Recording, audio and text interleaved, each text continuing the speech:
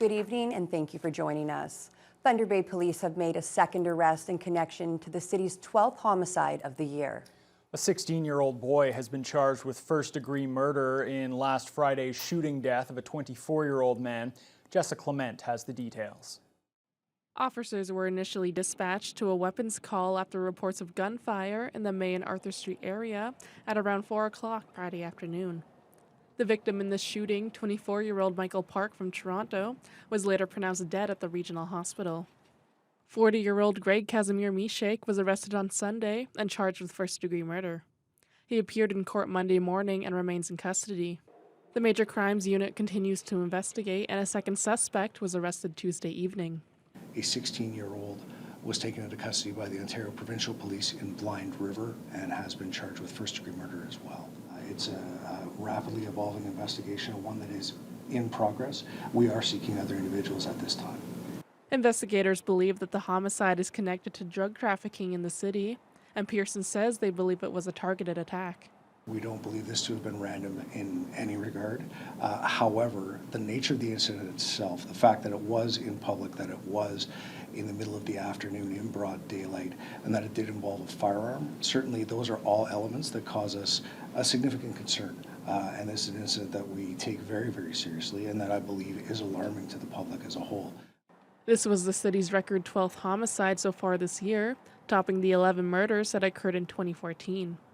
Pearson says it's a sad statement about what they're dealing with in Thunder Bay.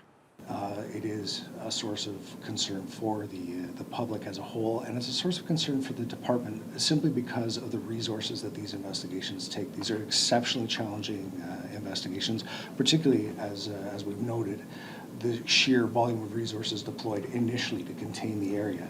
The work that's being done by this department really is a matter of great pride for me.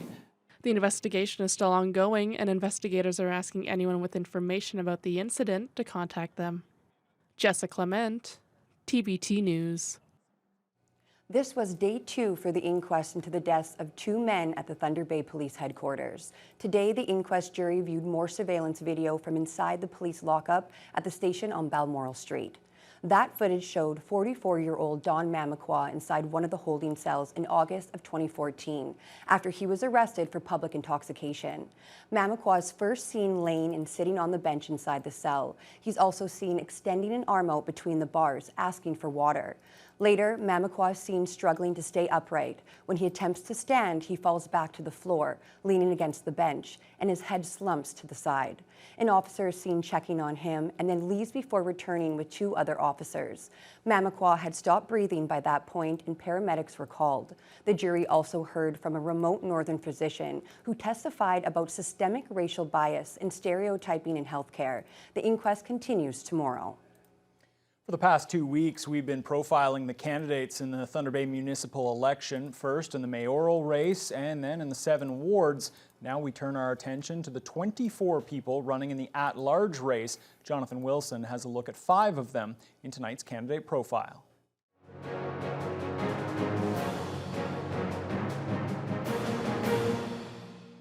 There are many first-time council candidates in the at-large race, including Brian Tabucci. The longtime staffer at Lakehead Monument also helped run the former Sports Dome. He says his father always told him there's a time to give back to the community. I think one of the main goals we talked about in the campaign is transparency and accountability. If you're going to be elected, you need to understand that at some point you're accountable for people that elected you.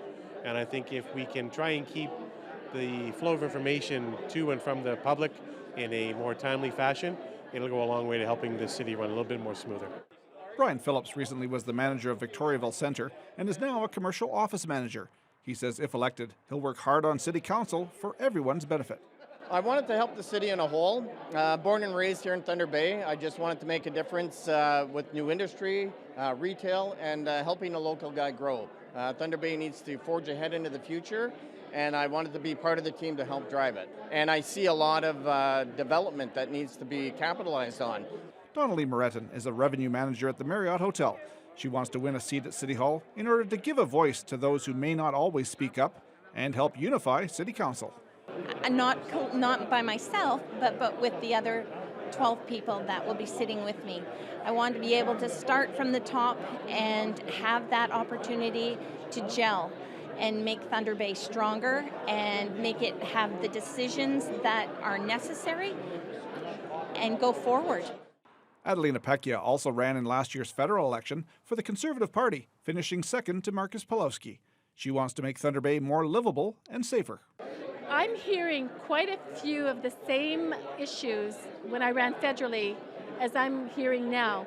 People are so concerned, and they're very concerned about crime, homelessness, drugs, safety, and I'm also hearing about the affordability and the feasibility of ongoing projects. Dino Monet is a part-time farmer with a background in construction. He wants to be elected in order to help get more housing in Thunder Bay, including for the homeless population. I think we need to make a lot of better decisions in this community when money's being spent in the right direction. I think over in the past, a lot of money has been spent on a lot of unnecessary things. Decisions have been made on unnecessary things, and we need to focus on problems on hand and build a bigger community, safer community. Jonathan Wilson, TBT News. And tomorrow we'll hear from 5 more candidates in the at-large race. Ontario Education Minister Stephen Lecce visited Thunder Bay for the first time this morning. Lecce and local MPP Kevin Holland met with students and staff at Superior Collegiate to better understand the needs of Northern Ontario's education system.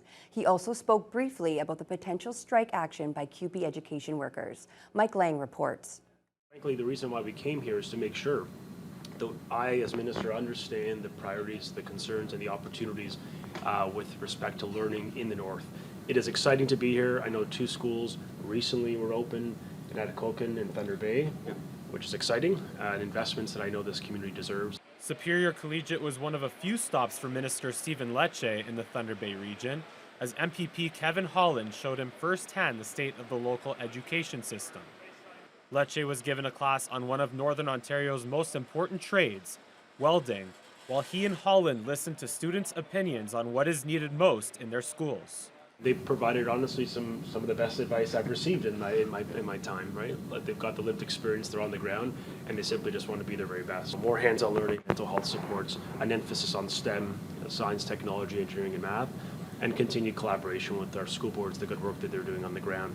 I think the most important thing that that the minister has been doing with us is hearing the voice of our students, participating in the class with our students, and really working to understand a northern perspective, because we do have a different reality than downtown Toronto. So we're really pleased that he came up to the north to visit the north. Meanwhile, Lecce has been at the forefront of some bitter contract negotiations with CUPE educational staff, which includes custodians and cafeteria staff at schools run by the Lakehead Board. CUPE voted over 96% province-wide in favor of a strike mandate earlier this month, but there has not yet been a walkout. Lecce says he's confident that his government will reach an agreement before an actual strike happens, just as they did in 2019. I do believe that there's a path to getting a deal. It requires all of us at the part of the table to be reasonable and to keep focused on staying at the table to land a deal. And we've been very clear, we're going to stay there with the aim of providing stability for the children, for the staff, and frankly for the working parents. And I think let's just really hope for cooler heads to prevail on our side, all sides, and focus on keeping the kids in school. Lecce's ministry offered increases of 1.25 to 2% for educational staff wages, while CUPE is asking for an increase of over 11%. With negotiations expected to continue next Monday and Tuesday, a strike could be imminent if an agreement is not reached by then. Mike Lang, TBT News. The Ontario Medical Association says fewer mammograms were performed in the province during the pandemic than had been forecasted. The OMA says 400,000 fewer of the diagnostic screenings were done. And while things have returned to normal, the doctors' organization is issuing a warning. It says the temporary drop in testing has led to cases of breast cancer that were more advanced at the time of diagnosis. Survival rates of women with breast cancer decline if the detection of the disease is delayed. After the pandemic canceled things in February, one of Thunder Bay's favorite charity events is about to return for its 25th edition next weekend. The Bearskin Airlines Hope Classic will be held in October this year at the Fort William Curling Club. A kickoff event was held this afternoon to thank the sponsors for once again stepping up and making the event happen. Since the Hope Classic first began in 1997, the charity Bonspiel has raised more than $3.4 million in support of breast cancer awareness and services here in the North. Regional Health Services Foundation President Glenn Craig says he's seen firsthand the impact this charity has had through the Linda Buchan Breast Screening Center. But it's more than the money that makes the Hope Classic so special. It's also the sense of community. Women who are going through this and women who attend this event, it's special. It really is special, and I know that sounds cliche, but what they come together and support one another, and many people are on their journey or at different points along the journey come to this event, and they just feel that the community is behind them and they feel that support. So this event is one of a kind. We're almost like a big family. It's phenomenal. The people that you only see once a year, many of the curlers only curl in this event. They're not curlers. It's not about the curling. It's about the camaraderie and the friendships. The roster of teams is already full for the event, which runs from the 21st to the 23rd, but pledges can still be made to individual teams on the Health Sciences Foundation website. 3 special constables with the Thunder Bay Police Service have been presented with certificates of recognition for going above and beyond when a visitor to the city courthouse suffered a medical emergency last month. Special Constables Mark Barstead, Ted Krisofic, and Jamie Mila were honored at this week's police board meeting by Acting Chief Dan Taddeo and Administrator Malcolm Mercer. On September 19th, the victim went into medical distress on the courthouse's 5th floor and had vital signs absent. 2 of the court officers performed CPR, and the 3rd used a defibrillator to revive the person, who continues to recover in hospital. The special constables work in court services and provide prison escorts and court security. Police officials say their quick actions that day likely saved the victim's life. Well, Fiona, turning to the weather, a nice temperature out there once again today, but we can see on that graphic some precipitation behind you. Well, it was a nice temperature if you were outside to enjoy it in the middle of the night. Unfortunately, that high of 19 was in the middle of the night during a thunderstorm. Temperatures have been dropping steadily throughout the day, hovering around 9-10 Celsius most of the time, with winds a bit gusty from the west up to 35 kilometers per hour. We had ongoing periods of rain and brief reprieves throughout the day. To the west, they do actually have a little bit of sunshine at this hour in Fort Frances, partly cloudy. They too are experiencing cooler temperatures at 9 Celsius, which really isn't off that far from normal temperatures for this time of year. We've just been spoiled rotten the last few weeks, but not a bad evening.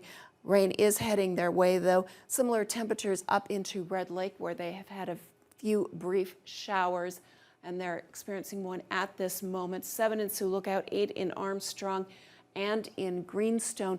They've had rain pretty steadily throughout the day as temperatures drop. Marathon's matching that 8 Celsius, and 9 in Sault Ste. Marie.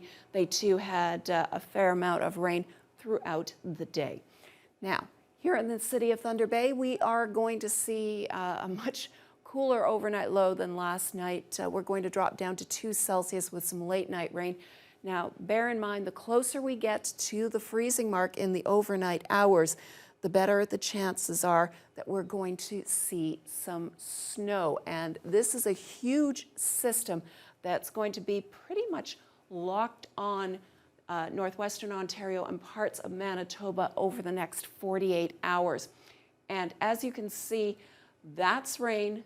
That's a rain-snow mix, and that's snow. And that's because the overnight temperatures in this part of northwestern Ontario is going to be flirting with the freezing mark over the next few days. I'll have more details on what that will do to your daytime forecast later on in the news hour. Well, thank you so much, Fiona. Well, yesterday, 2 Southern Ontario police officers were killed in the line of duty. They are the 4th this last month. We'll have all those details for you as your news hour continues. This is personal for me. I went to police college with Morgan 33 years ago.